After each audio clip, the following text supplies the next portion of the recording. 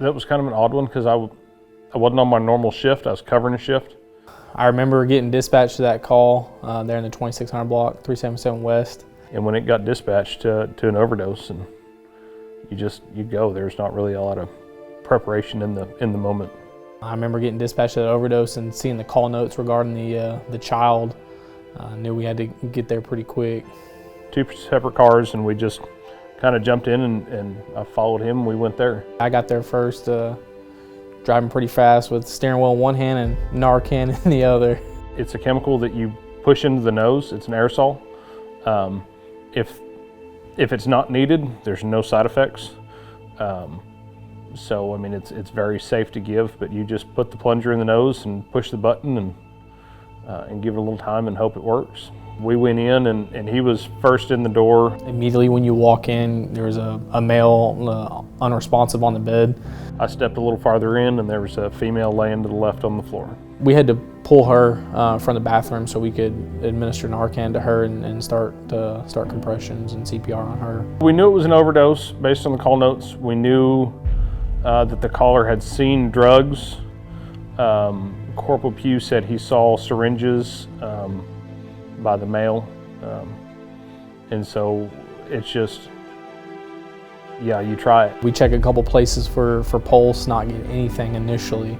It's not like a chess game where you're sitting there and you're planning, okay, well, I can do this next or I can do this next. It's just, a lot of it is just the training, and you just resort back to that.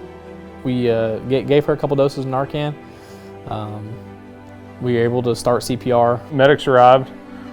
They came in, took over compressions. The crazy thing about the Narcan and how all that works is when they come to, they have no recollection. No memory of why we were there. She had no idea why we were there. Didn't know why we were in the house, nothing. The original information was son went to neighbor and said he thought his parents had overdosed. Ended up being a boyfriend of mom, but so initially, we're going in with a little bit more emotion. When kids are involved, it's pretty natural. The thought that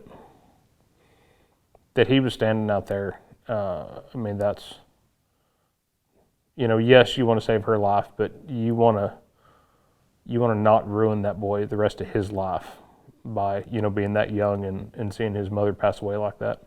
In our adolescent years, we all have a couple moments we'll look back on and think, man, if that hadn't happened, where would I be? Or if this hadn't occurred, or had that person not walked into my life at that point, or, there's several things that we all could look back on. And I think that maybe when he gets older and does whatever he does, he'll look back on that moment and think, what could have been had that day not happened, or had his, mom not gotten the help she needed that day.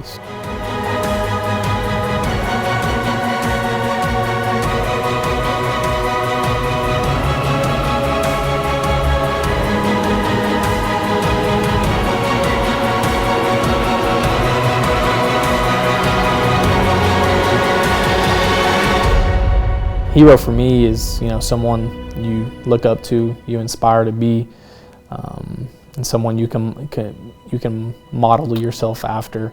And I think that's the base generic version that I can give you. I think everyone has a different picture of what that might be, but I think that'd be mine. It's awkward to, to get labeled that, for doing what you were supposed to do, and what I think that any human should have done in that situation. Glad I was there and able to do it. I'm glad I had somebody with me that was capable.